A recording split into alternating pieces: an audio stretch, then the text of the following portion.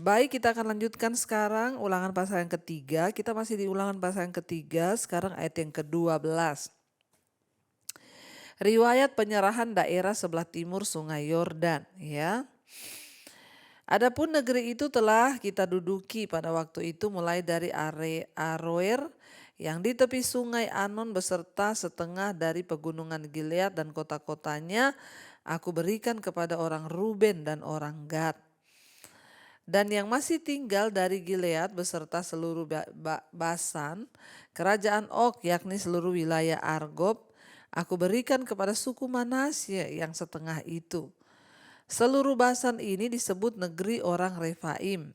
Yair anak Manasye mengambil seluruh wilayah Argob sampai daerah orang Gesur dan orang Maaka dan menamai daerah itu yakni Basan. Menurut namanya sendiri, ya Hawot Yair sampai sekarang. Jadi memasuki tanah Kanaan, di situ ada bangsa-bangsa yang menduduki saudara ya, yang seperti orang Enak yang besar. Tapi satu persatu ditaklukkan oleh Tuhan dan akhirnya diberikan kepada suku-suku Israel. Ya dikatakan ya daerah-daerah di Aroer yang di tepi sungai Arnon itu akhirnya diberikan Musa kepada Gilead dan kota-kotanya diberikan kepada Ruben ya dan Gad. Juga seluruh Basan kerajaan Og yakni seluruh wilayah Argob diberikan kepada suku Manasye yang setengah itu seluruh Basan disebut negeri orang Refaim. Yair anak Manasye mengambil seluruh wilayah Argob sampai daerah orang Gesur dan Maaka dan menamai daerah itu yakni Basan. Menurut namanya sendiri ya yakni Basan. Ya menurut namanya sendiri Hawot Yair sampai sekarang. Ayat yang ke-15, kepada Makir kuberikan Gilead, kepada orang Ruben ya, dan kepada orang Gad kuberikan sebagian dari Gilead. Sebelah sini sampai sungai Arnon, yakni setengah dari sungai itu dengan daerah pinggirnya. Dan sebelah sana sampai sungai Yabok, batas daerah Bani Amon. Selanjutnya Araba, Yordan dan sungai Yordan dengan daerah pinggirnya mulai dari Kineret sampai ke Laut Araba yakni Laut Asin di kaki lereng gunung Pisga ke arah timur. Ya, dan dikatakan di sana saudara, pada waktu itu aku memerintahkan kepadamu demikian, Tuhan Allahmu telah memberikan negeri ini kepadamu untuk dimiliki, namun kamu yakni semua orang yang gagah perkasa harus menyeberang dengan bersenjata di depan saudara-saudaramu orang Israel. Ya, dan hanya istri dan anak-anakmu serta ternakmu. Aku tahu ada banyak ternak padamu, boleh tinggal di kota-kota yang telah kuberikan kepadamu.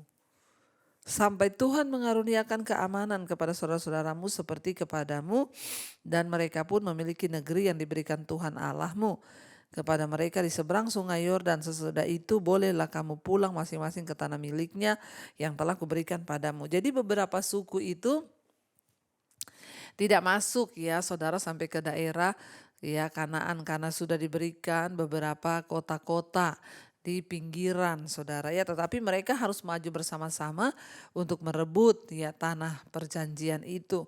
Lalu setelah itu mereka boleh balik kembali yang sudah kita baca lalu, karena mereka memiliki ternak yang banyak, mereka meminta daerah pinggiran sungai agar mereka dapat menggembalakan ternak-ternaknya di situ saudara ya. Tapi Musa berkata, kamu harus ikut dulu menaklukkan negeri yang di depan itu supaya sampai keamanan Tuhan berikan, lalu kamu boleh kembali ya ke tempatmu, ke daerah milik yang sudah diberikan kepadamu. Ayat 21, dan kepada Yosua kuperintahkan pada waktu itu demikian, matamu sendirilah yang akan melihat segala yang dilakukan Tuhan Allahmu terhadap kedua raja itu. Demikianlah akan dilakukan Tuhan terhadap segala kerajaan kemana engkau pergi. 22, janganlah takut kepada mereka sebab Tuhan Allahmu dialah yang berperang untukmu, ya kata Musa. Jadi Tuhan Allahmu yang akan berperang untukmu, jangan takut. Musa memberi kekuatan kepada Yosua yang akan menggantikan dia, sebab Tuhan sudah berkata bahwa Musa tidak akan masuk ke tanah perjanjian, tapi Yosua lah yang akan masuk saudara ya. Dan Tuhan memberikan ya Yosua sebagai pengganti Musa, dan Musa memberikan dia kekuatan untuk berjuang ya. Dan Musa berkata, jangan takut ya, sebab Tuhan Allahmu akan menyertai engkau dan dialah yang akan berperang untukmu ya, kata Musa, saudara ya. Jadi kita melihat di sini saudara ya, betapa merupakan berita yang membesarkan hati bagi Yosua yang harus memimpin orang-orangnya melawan kekuatan-kekuatan yang di depan mereka, kekuatan yang jahat, yang gigih ya, untuk menduduki tanah perjanjian. Karena Allah berjanji akan menolongnya untuk memenangi setiap pertempuran, maka tidak ada yang perlu ditakutkan. Peperangan yang ada di depan kita saudara ya, melawan apapun. Ya, namun ketika kita tahu bahwa Tuhan yang beserta dengan kita, apapun yang akan kita hadapi, seperti halnya Yosua, Musa berkata jangan takut karena Tuhan yang akan berperang menggantikan engkau. Kalau Tuhan yang berperang menggantikan kita saudara, maka apa yang perlu kita takutkan? Masalah, persoalan, tantangan di depan kita, ya Tuhan yang berjalan bagi kita. Tidak ada yang perlu kita takuti. Ya, ayat yang ke-23, Musa tidak diperkenankan memasuki tanah Kanaan. Jadi ingat, kitab Ulangan ini adalah pengulangan, makanya diulang-ulang kembali, tapi nggak apa-apa kita juga membaca.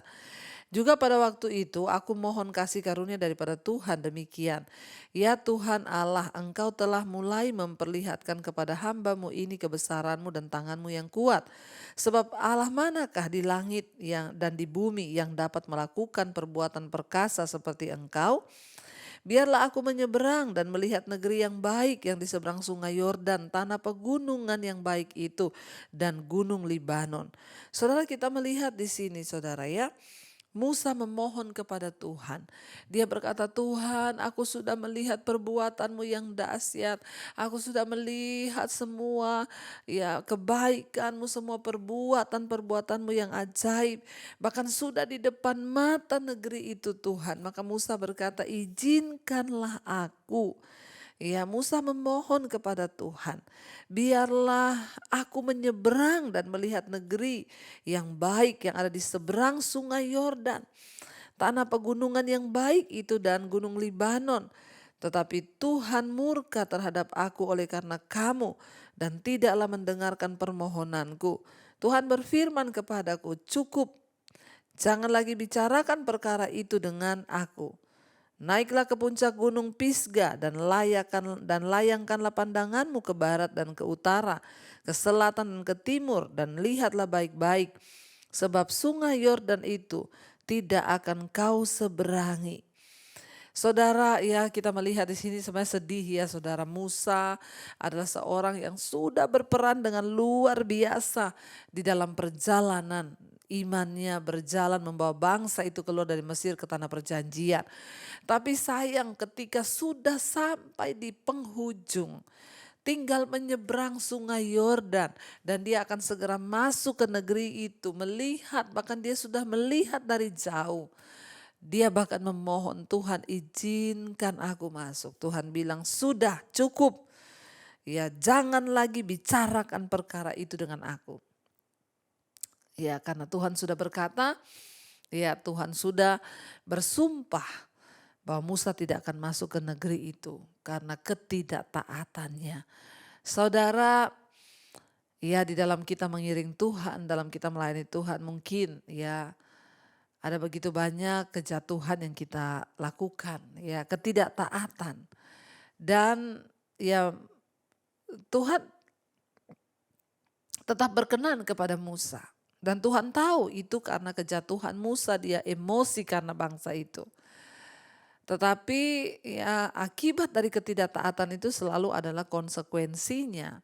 Musa nggak bisa melihat tanah perjanjian. Mungkin ketika kita mengiring Tuhan ada banyak kesalahan yang kita buat, ya ketidaktaatan yang fatal. Ya, itu akan menyebabkan kita mungkin tidak menerima jawaban-jawaban doa kita. Seperti halnya Musa, dia bahkan memohon ketika sudah di ujung. Tuhan izinkan aku masuk, tapi Tuhan bilang, sudah, ya cukup, jangan lagi bicarakan hal itu. Jadi sampai akhir hayatnya Musa tuh gak lihat jawaban doanya dikabulkan Tuhan. Dia meminta loh kepada Tuhan, tapi Tuhan gak jawab. Saudara, kita belajar dari kisah ini. Tapi Musa Berkenan nggak kepada Tuhan? Tetap berkenan. Tuhan tetap menerima dia. Tetapi konsekuensinya dia nggak bisa lihat tanah perjanjian. Jangan sampai karena ketaatan kita tidak bisa melihat janji Tuhan dalam hidup kita, saudara. Waktu kita minta ampun, diampuni enggak? Diampuni. Tapi kita nggak pernah melihat janji-janji Tuhan digenapi dalam hidup kita. Sehingga kita tidak menikmati segala yang baik itu. Tuhan berkata cukup. Ya sudah, jangan lagi engkau bicarakan perkara itu dengan aku. Naiklah ke puncak gunung Pisga dan layangkanlah pandangmu ke barat dan ke utara, ke selatan dan timur. Dan lihatlah baik-baik sebab sungai Yordan itu tidak akan kau seberangi. Dan berilah perintah kepada Yosua, kuatkan dan teguhkanlah hatinya. Sebab dialah yang akan menyeberang di depan bangsa ini. Dan dialah yang akan memimpin mereka sampai mereka memiliki negeri yang akan kau lihat itu. Demikianlah kita tinggal di lembah di tentangan Bet Peor. Saudara yang terkasih, ya Allah sudah menjelaskan bahwa Musa tidak akan memasuki tanah perjanjian. Karena itu Allah menyuruh Musa menugaskan Yosua sebagai pemimpin baru yang akan menggantikan dia dan mendorong semangatnya dalam peran yang baru ini. Ini merupakan contoh yang baik ya bagi kita, saudara. Ya, kita lihat di sini Musa bisa kepahitan sebenarnya. Kepahitan sama Yosua, kepahitan sama Tuhan. Ya, engkau bagaimana Tuhan? Kenapa engkau sudah menyuruh aku melakukan ini tapi di ujung ya engkau tidak mengizinkan aku masuk. Saudara, ya tapi Musa orang yang luar biasa, sekalipun Tuhan tidak mengizinkan bahkan tidak mendengarkan doanya. Ya tapi dia tetap percaya pada Tuhan, bahkan sampai dia mati pun dia tidak meninggalkan Tuhan, dia tidak mencela Tuhan. Karena iman percayanya, mungkin juga kita tidak melihat jawaban-jawaban doa kita, tapi mari kita belajar seperti Musa. Sampai akhir hayat kita mau tetap setia kepada Tuhan, kita mau tetap berpegang kepada firman-Nya dan janjinya agar kita boleh melihat kekuatan demi kekuatan. Sekalipun kita nggak lihat jawaban doa kita, tapi kita percaya bahwa Tuhan adalah tempat tujuan hidup kita sampai pada garis akhir.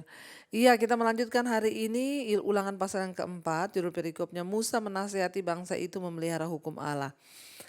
Yang luar biasa di sini saya melihat, saudara, sekalipun Musa ditolak tidak masuk tanah perjanjian, dia tidak kepahitan sama Tuhan, dia nggak kecewa sama Tuhan. Sekarang itu kan banyak orang Kristen tuh kecewa sama Tuhan, marah ketika tidak memperoleh apa yang dia inginkan. Saudara bisa bayangkan perjalanan yang Musa tempuh itu 40 tahun membawa bangsa itu keluar. Siapa sih yang nggak ingin melihat yang terakhir, ya tanah perjanjian, sebelum dia mati dia bisa meminta Tuhan, ya aku mau sebelum aku mati kali ini saja. Tapi Tuhan bilang no, tidak. Ya, tapi yang luar biasa dari Musa, dia tidak kepahitan, dia tidak berkata kepada bangsa itu ya sudah murtad saja, Tuhan itu jahat, Tuhan itu gini. No, saudara, Musa tidak melakukan itu. Kita melihat Ulangan pasal yang keempat, Musa menasehati bangsa itu untuk memelihara hukum Allah, ya. Malah dia mengajarkan agar bangsa itu tetap setia dan pelihara hukum-hukum Allah.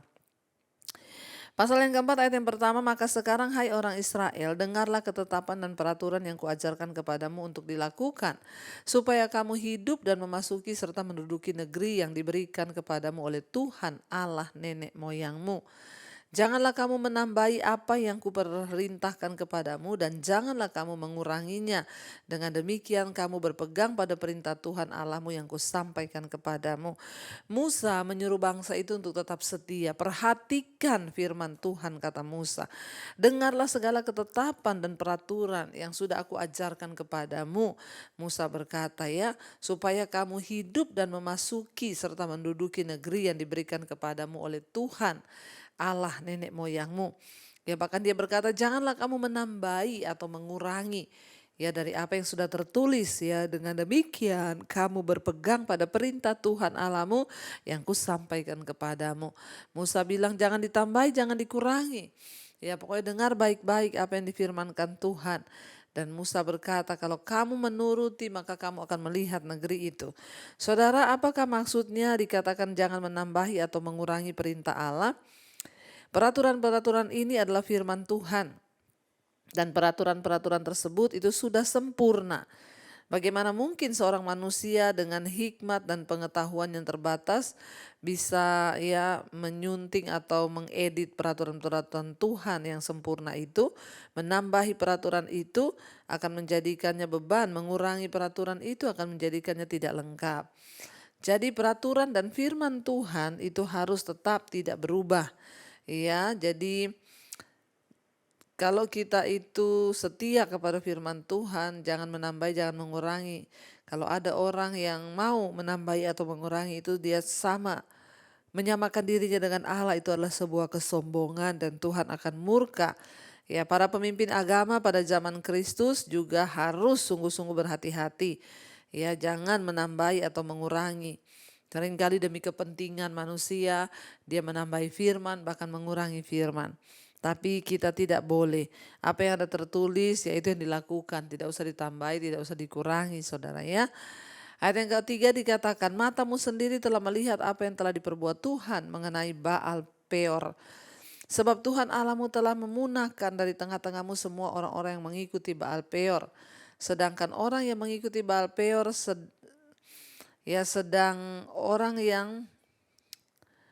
sedangkan kamu sekalian yang berpaut pada Tuhan Allahmu masih hidup pada hari ini.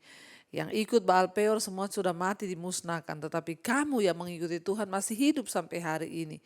Ya, ingatlah aku telah mengajarkan kepadamu ketetapan dan peraturan kepadamu seperti yang diperintahkan kepadaku oleh Tuhan Allahku, supaya kamu melakukan yang demikian di dalam negeri yang akan kamu masuki untuk mendudukinya.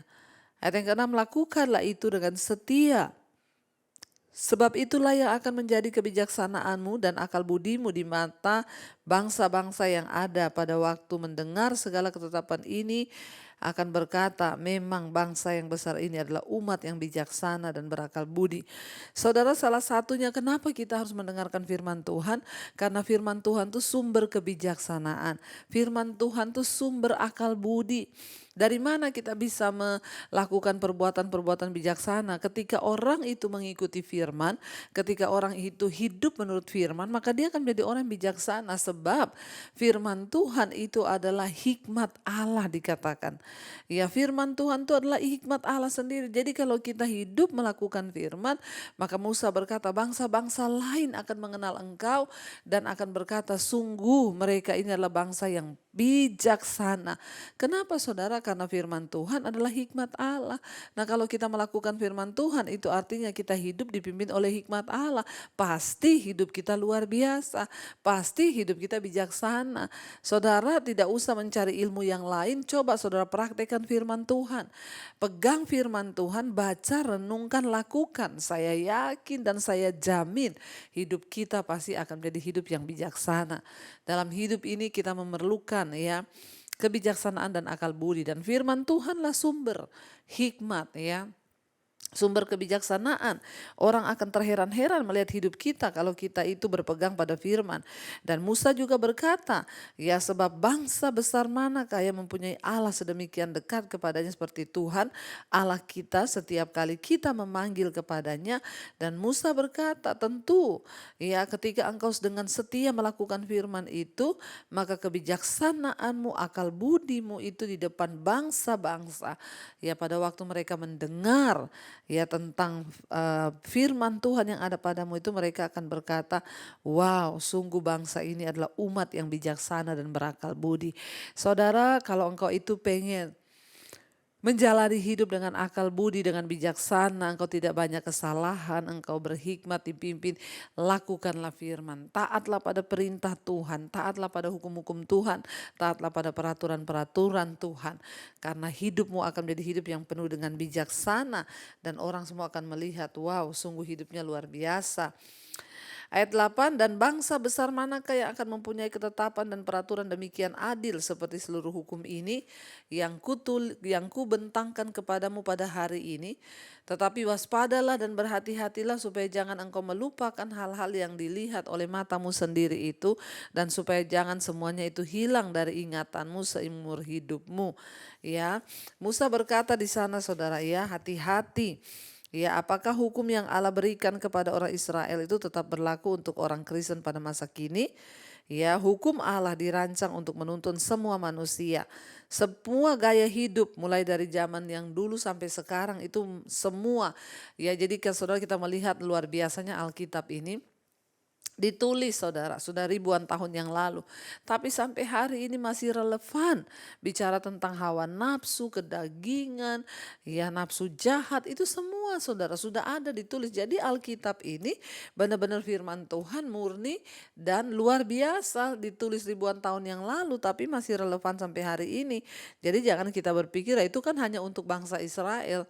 Ya, semua firman Tuhan itu berlaku ya bagi bangsa Israel dan juga bagi kita sampai hari ini. Hukum Allah itu dirancang untuk menuntun semua manusia kepada gaya hidup yang dikenan oleh Tuhan ya. Kita ini dituntun oleh firman Tuhan supaya kita memiliki gaya hidup yang benar, gaya hidup yang menurut standarnya Tuhan. Ketika kita ini hidup berpatokan pada firman dan hidup sungguh-sungguh berserah kepada Allah. Ya, tujuan dari hukum itu adalah untuk menunjukkan dosa ya atau kemungkinan dosa dan memperlihatkan cara yang benar untuk mengatasi dosa tersebut. 10 perintah Allah yang merupakan inti dari hukum Allah berlaku saat ini sebagaimana berlaku 3000 tahun yang lampau, karena perintah itu menunjukkan ya gaya hidup yang disahkan oleh Allah sendiri. Perintah itu merupakan pernyataan yang sempurna mengenai siapa Allah dan bagaimana cara hidup yang Ia kehendaki bagi seluruh manusia. Jadi firman Tuhan itu murni. Alkitab ini adalah firman Tuhan, relevan sampai hari ini saudara. Ya, jadi biarlah kita ini mau dituntun oleh firman Tuhan, semakin hari hidup kita semakin bijaksana. Kenapa? Karena dari mana orang bisa melihat kebijaksanaan hidup kita? Ya hanya ketika kita hidup berdasarkan tuntunan firman Tuhan. Hanya ketika kita hidup berdasarkan hukum-hukum Tuhan dan peraturan Tuhan. Ya, dan kita melihat di sini ya Tuhan menyuruh bangsa itu untuk mereka berpegang kepada peraturan-peraturan Tuhan dan tidak melupakan. Musa berkata, jangan engkau lupakan ya, tetapi waspada dan berhati-hatilah supaya jangan engkau melupakan hal-hal yang dilihat oleh matamu sendiri itu, dan supaya jangan semua itu hilang dari ingatanmu seumur hidupmu. Beritahukanlah kepada anak-anakmu dan kepada cucu cicitmu semuanya itu. Jadi saudara, ya diperingatkan untuk bangsa Israel memperingatkan kepada cucu mereka, cicit mereka, kepada semua orang-orang yang ya keturunan mereka, supaya mereka itu sungguh-sungguh memegang ya. Karena Allah itu memberikan peraturan ya, yang lain juga di samping 10 peraturan dan perintah Allah itu. Dan apakah peraturan-peraturan tersebut juga penting bagi kita? Allah itu tidak pernah mengeluarkan suatu peraturan yang tidak memiliki tujuan atau yang tidak penting. Setiap Tuhan memberikan peraturan atau peringatan itu berarti yang terbaik bagi hidup manusia. Ya, meskipun demikian banyak peraturan yang kita baca dalam Pentatuk saudara ditunjukkan ya khusus untuk orang-orang pada zaman atau budaya saat itu. Meskipun hukum yang khusus mungkin tidak berlaku bagi kita, namun kebenaran dan prinsip-prinsip kekal ya di balik hukum-hukum itu masih berlaku saudara ya. Memang ya seperti kita lihat ya pada zaman dulu kita baca Tuhan berfirman ya dia akan datangkan tulah kutuk ya ketika orang itu tidak taat. Ya mungkin sekarang kutuk ya kusta sudah tidak berlaku. Zaman dulu kalau orang itu ya melakukan dosa dia langsung kena kusta. Ya kalau sekarang masih enggak, tapi ya kita prinsip-prinsipnya itu masih terjadi. Ya mungkin ketika orang tidak taat sama Tuhan ya kusta rohani, artinya apa? Rohaninya sakit sehingga dia juga akan mengalami kebinasaan. Jadi tidak langsung binasa seperti pada zaman perjanjian lama, tapi prinsipnya itu sama saudara ya. Dikatakan di sana semua hukum yang Tuhan buat itu penting. Peraturan yang Tuhan buat itu pasti memiliki tujuan. Ya, dan dikatakan saudara, ya dan semua kebenaran dan prinsip-prinsip itu ya kekal nilainya sampai hari ini. Sebagai contoh misalnya orang Kristen juga ya mengadakan persembahan kurban binatang dalam setiap ibadah pada zaman perjanjian lama. Meskipun demikian, prinsip-prinsip di balik persembahan kurban yaitu pengampunan dosa dan pengucapan syukur kepada Allah tetap berlaku. Ya, berbagai kurban kepada Allah Dulu bisa lewat dembus sapi, sekarang tidak, saudara. Ya, tetapi kita melihat bahwa berbagi korban itu merujuk pada korban tertinggi, yaitu Yesus Kristus sebagai anak domba Allah. Perjanjian baru mengatakan bahwa dengan kematian dan kebangkitan Yesus, kita sudah digenapi semua perjanjian lama dalam diri Kristus, dan ini berarti walaupun peraturan-peraturan dan perjanjian lama menolong kita untuk menyadari akan dosa-dosa kita dan membetulkan kesalahan-kesalahan kita, Yesus Kristuslah yang menghapus dosa-dosa kita. Sekarang Yesuslah yang menjadi teladan yang harus kita ikuti, karena dia sendirilah yang telah mentaati hukum secara sempurna dan memperagakan isinya yang sejati. Semua hukum-hukum Tuhan dan peraturan Allah, firman Tuhan digenapi dalam Kristus Yesus. Karena itu hari ini kita menghidupi ajaran Kristus, karena di dalam Dia terletak seluruh kepenuhan kealahan dan seluruh firman. Karena Dia itu adalah firman itu sendiri yang datang sebagai manusia, saudara ya. Dan Tuhan mau kita itu mentaati tetap kepada perintah-perintah Tuhan. Bangsa Israel diperingatkan untuk tunduk dan taat ya, dan mereka juga disuruh untuk mengajarkan. Dan Musa memastikan bangsa itu untuk tidak melupakan semua perbuatan dan catatan-catatan tentang firman Tuhan yang sudah mereka saksikan dengan mata mereka sendiri. Musa bilang tadi di sana ya, jangan sampai engkau melupakan semua yang sudah terjadi di depan matamu sendiri. Engkau harus ceritakan itu kepada generasi demi generasi. Menceritakan firman Tuhan kepada anak cucu itu adalah sebuah keharusan. Ya, dan agar apa? Mereka tidak melupakan perbuatan Tuhan yang besar. Karena itu Tuhan suruh untuk mereka itu mendorong ya anak, cucu, cicit mereka untuk mengingat akan kebesaran Tuhan. Saudara, ini juga menjadi tanggung jawab kita bersama ya. Kita melihat generasi sekarang itu banyak yang hancur. Kenapa? Karena generasi sekarang itu lahir sudah dengan HP di tangan mereka. Ya, dan kurang sekali pemahaman akan firman Tuhan. Dari sinilah perlu untuk orang tua itu mengajarkan kepada anak tentang pendidikan firman Tuhan. Ya, boleh pergunakan handphone untuk puterin dia film-film tentang ya kisah Alkitab. Ya, kisah tentang Yusuf, kisah tentang ya Sakeus, kisah tentang orang-orang di Alkitab. Ada sekarang banyak film-film kartun yang menceritakan tentang kisah-kisah di Alkitab. Ajarkan tuh kepada anak-anakmu, ya kepada cucumu, cicitmu, agar mereka mengerti tentang hukum-hukum Tuhan dan mereka tidak binasa menjadi anak-anak yang hidup tanpa pengenalan dan tuntunan firman Tuhan. Ya, ayat yang ke-10 di sana Ulangan pasal 4, yakni hari itu ketika engkau berdiri di hadapan Tuhan Allahmu di Horeb, waktu ya Tuhan berfirman kepadaku, suruhlah bangsa itu berkumpul kepadaku, maka aku akan memberi mereka mendengar segala perkataanku, sehingga mereka takut kepadaku selama mereka hidup di muka bumi, dan mengajarkan demikian kepada anak-anak mereka. Ya, jadi saudara, ya Musa menyuruh untuk mereka itu ya menulis, mengajarkan kepada anak cucu mereka apapun yang sudah Tuhan sampaikan. Tuhan berkata agar mereka itu hidup ya berdasarkan firman dan ketetapan Tuhan, dan juga mengajarkan itu kepada anak-anak mereka. Ayat yang ke-11 dikatakan, lalu kamu mendekat dan berdiri di kaki gunung itu, sedang gunung itu menyala sampai ke pusar langit dalam gelap gulita, awan dan kegelapan. Lalu berfirmanlah Tuhan kepadamu dari setengah-tengah api, suara kata-kata kamu dengar, tetapi suatu rupa tidak kamu lihat, hanya ada suara. Ya, jadi saudara, ya apa yang sudah pernah mereka alami bersama Tuhan ketika Tuhan berbicara kepada mereka ya, dan Tuhan itu menuntun mereka bahkan ketika ada di Gunung Horeb ya, dan mereka melihat Tuhan menampakkan diri dalam gelap gulita, bahkan mereka pernah melihat ya api yang menyala, tapi mereka tidak melihat ada rupa atau sosok, tapi hanya suara yang mereka dengar. Itu pengalaman-pengalaman yang luar biasa yang mereka alami bersama Tuhan, dan Tuhan mau itu mereka ceritakan kepada anak cucu mereka. Jadi saudara, ketika engkau mengalami banyak kesaksian di dalam hidupmu, ya kesaksian entah kesembuhan, pernah ditolong Tuhan dengan uang atau apapun, ceritakan itu kepada anak cucumu ya, dan itu akan menjadi sebuah pengalaman pribadi untuk mereka juga dapat berjalan bersama dengan Tuhan. Lalu ayat yang ke-12, lalu berfirmanlah Tuhan kepadamu dari tengah-tengah api, suara kata-kata kamu dengar tetapi suatu rupa tidak kamu lihat, hanya ada suara. Ayat 13, dan ia memberitahukan kepadamu perjanjian yang diperintahkannya kepadamu untuk dilakukan, yakni ke-10 firman, dan ia menuliskannya pada 2 loh batu.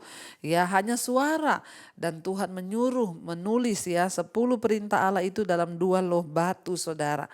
Ayat yang ke-14, dan pada waktu itu aku diperintahkan Tuhan untuk mengajarkan kepadamu ketetapan dan peraturan supaya kamu melakukannya di negeri kemana kamu pergi untuk mendudukinya. Hati-hatilah sekali sebab kamu tidak melihat suatu rupa pada hari Tuhan berfirman kepadamu di Horeb dari tengah-tengah api, supaya jangan kamu berlaku busuk ya, dengan membuat bagimu patung yang menyerupai berhala apapun yang membentuk laki-laki atau perempuan. Jadi saudara, dikatakan di sana Tuhan itu menampakkan diri kepada mereka hanya suara tapi tidak ada bentuk. Supaya apa? Supaya mereka itu, Tuhan itu tidak mau kalau mereka melihat bentuk lalu mereka membuat patung lalu disembah. Jadi adalah sebuah kekejian ketika kita itu menyembah patung. Itu sangat Tuhan marah sekali, saudara ya. Entah itu ya itu berupa patung Tuhan Yesus sekalipun, patung apapun yang menyerupai manusia, laki-laki atau perempuan. Ya, dari sini kita melihat dikatakan kenapa Tuhan tidak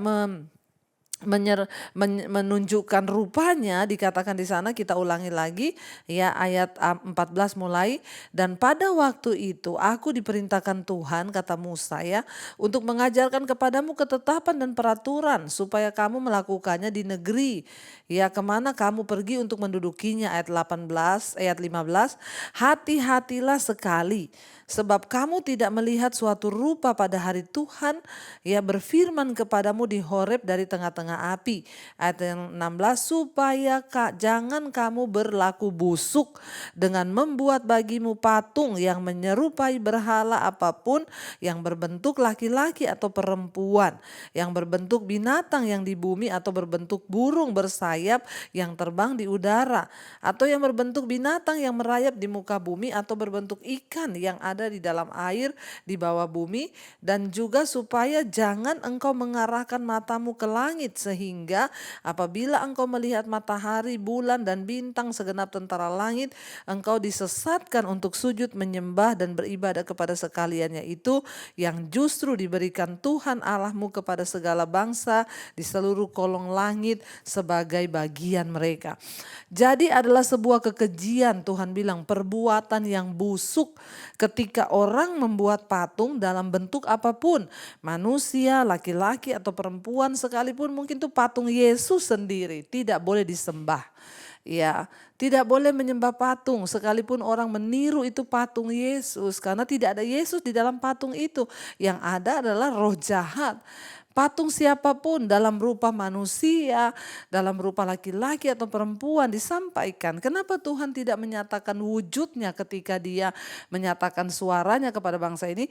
Karena dikatakan di situ supaya engkau tidak meniru wujud Allah itu lalu engkau buat patung lalu engkau sembah.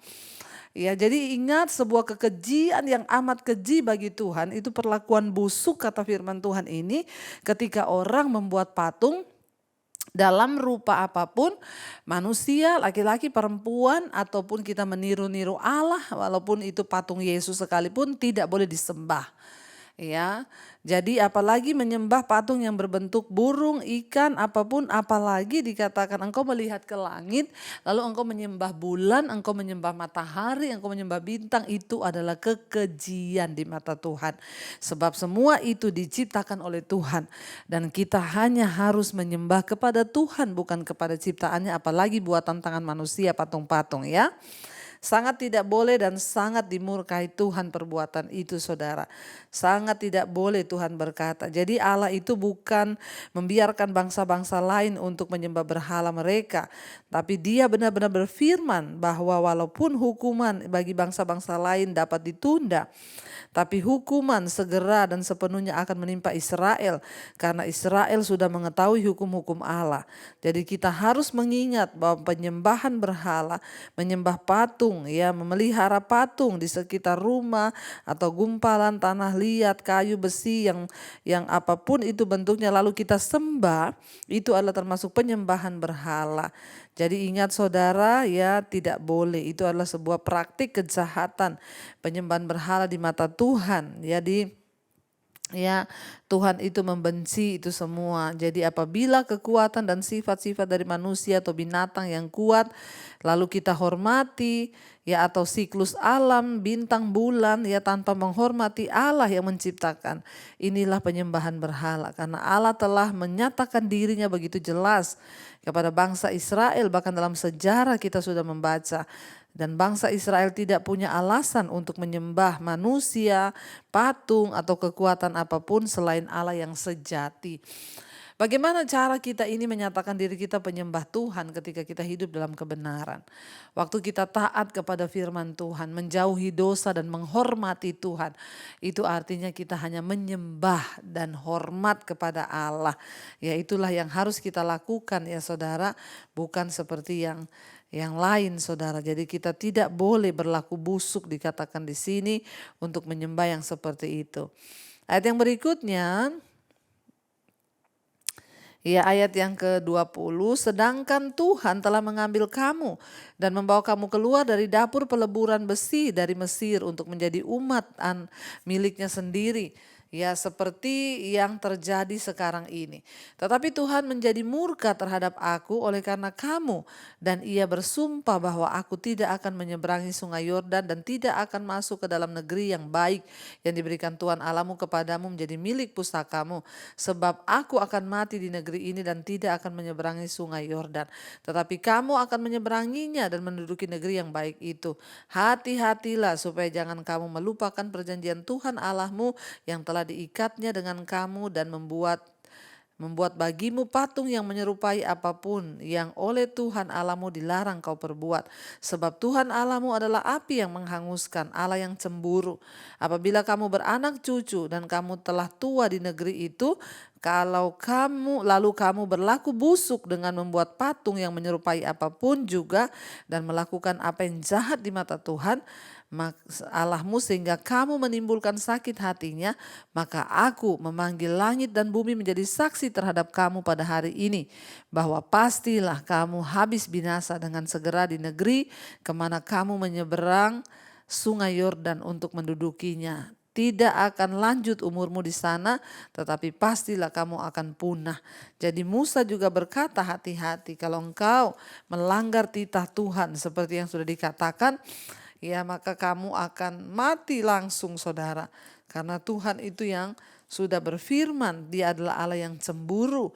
Ya, Dia tidak boleh diduakan, ya, oleh siapapun juga. Maka Tuhan akan menghukum mereka.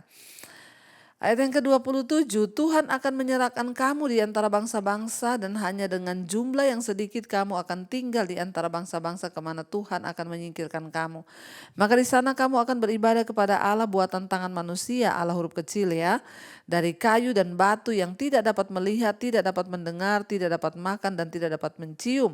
Dan baru di sana engkau mencari Tuhan Allahmu dan menemukannya asal engkau menanyakan Dia dengan segenap hatimu dan dengan segenap jiwamu. Saudara, dikatakan di situ bahwa Allah itu adalah api yang menghanguskan. Karena Ia itu sempurna secara moral, Ia membenci dosa dan tidak dapat menerima orang-orang yang melakukannya. Dosa Musa membuatnya tidak boleh masuk ke tanah perjanjian. Tidak ada persembahan kurban yang dapat menghapus hukuman tersebut. Dosa menghambat kita untuk masuk ke dalam hadirat Tuhan dan janji-janji Tuhan. Dan kita bersyukur, saudara, lewat perantaraan Yesus Kristus. Ketika kita percaya pada Dia, Dia yang sudah menanggung setiap hukuman dosa, bahkan kutuk atas kita. Jadi saudara, ketika kita percaya kepada Kristus, kita memperoleh anugerah keselamatan sehingga kita layak untuk masuk ke dalam ya tanah perjanjian, janji-janji Tuhan yang sudah dijanjikan bagi kita asal kita menghormati Tuhan dan tidak ya mendukakan hati Tuhan. Kita percaya bahwa Dia Tuhan yang sanggup melakukan segala perkara. Dan dikatakan apabila engkau masuk ke negeri itu lalu engkau mencari Tuhan, barulah engkau akan menemukannya. Asal engkau sungguh-sungguh mencari Dia dengan segenap hatimu dan dengan segenap jiwamu. Ayat 30, apabila engkau dalam keadaan terdesak dalam segala hal menimpa engkau di kemudian hari, maka engkau akan kembali pada Tuhan Allahmu dan mendengarkan suaranya. Ya, sebab Tuhan Allahmu adalah Allah penyayang, Ia tidak akan meninggalkan atau memusnahkan engkau dan Ia tidak akan melupakan ya perjanjian yang diikrarkannya dengan sumpah kepada nenek moyangmu. Ayat 32, sebab ya cobalah tanyakan dari ujung langit ke ujung langit tentang zaman dahulu yang ada sebelum engkau. Sejak waktu Allah menciptakan manusia di atas bumi, apakah ada pernah terjadi suatu hal yang demikian besar? Atau apakah ada pernah terdengar suatu seperti itu? Pernahkah suatu bangsa mendengar suara ilahi yang berbicara dari tengah-tengah api seperti yang kau dengar dan tetap hidup?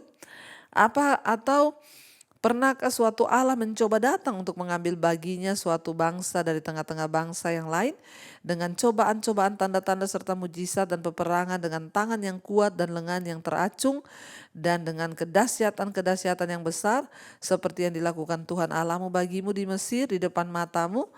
Ya, jadi Musa berkata, pernahkah dari sejarah diciptakannya manusia, pernahkah ada kisah atau cerita tentang Allah yang menampakkan diri? Allah lain tidak pernah ada selain Allah Israel, Allah yang hidup. Ya, ayat 36, dari langit Ia membiarkan engkau mendengar suaranya untuk mengajari engkau. Di bumi Ia membiarkan engkau melihat apinya yang besar dan segala perkataannya kau dengar dari tengah-tengah api. Karena Ia mengasihi nenek moyangmu dan memilih keturunan mereka, maka Ia sendiri telah membawa engkau keluar dari Mesir dengan kekuatannya yang besar, untuk menghalau dari hadapanmu bangsa-bangsa yang lebih besar dan lebih kuat daripadamu, untuk membawa engkau masuk ke dalam negeri mereka dan memberikannya kepadamu menjadi milik pusakamu seperti yang terjadi sekarang ini.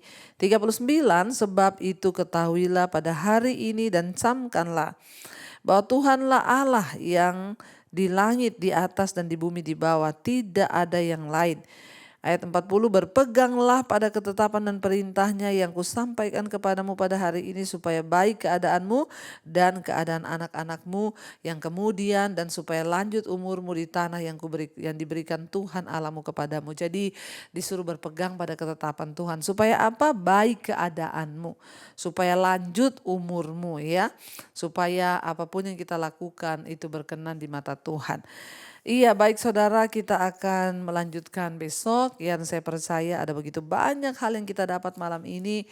Ya, Tuhan menentang orang yang menyembah patung, menyembah berhala dalam bentuk apapun. Mau bentuknya Yesus pun tidak boleh disembah, asal itu patung loh. Kita harus menyembahnya kepada Allah saja.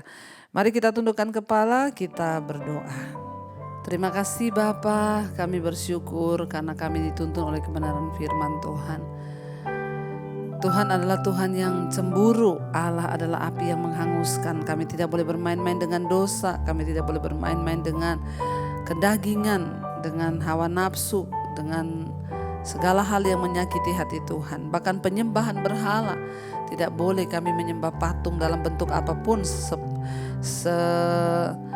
sekalipun itu patung yang berbentuk Yesus sendiri tidak boleh disembah. Kami hanya menyembah hanya kepada Allah yang tidak terlihat, Tuhan yang ada di hati kami, Tuhan yang hidup. Kami tujukan penyembahan kami bagimu malam ini Tuhan. Biarlah setiap rumah tangga, keluarga, suami, istri, anak-anak hanya menyembah kepada Tuhan yang hidup. Lewat Yesus Kristus yang kami tahu Engkau adalah anak domba Allah. Terima kasih Bapa. Mari kita buka hati dan tangan kita untuk menerima berkat dari Tuhan. Karena itu terimalah kiranya berkat dari Allah Bapa, cinta kasih Tuhan Yesus Kristus, penyertaan Allah Roh Kudus akan menyertai hidup kita mulai malam ini. Bahkan sampai kali yang kedua Tuhan Yesus datang menjemput kita, nama kita tercatat dalam kitab kehidupan. Dalam nama Tuhan Yesus yang percaya diberkati Tuhan, katakan bersama, amin, amin, amin. Tuhan Yesus memberkati. Shalom dan Immanuel, saudara.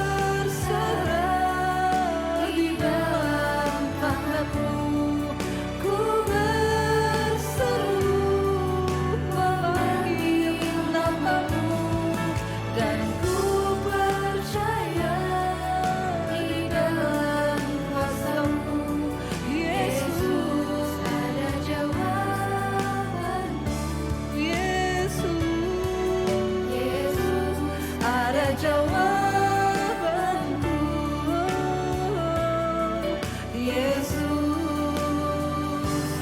ada jawaban.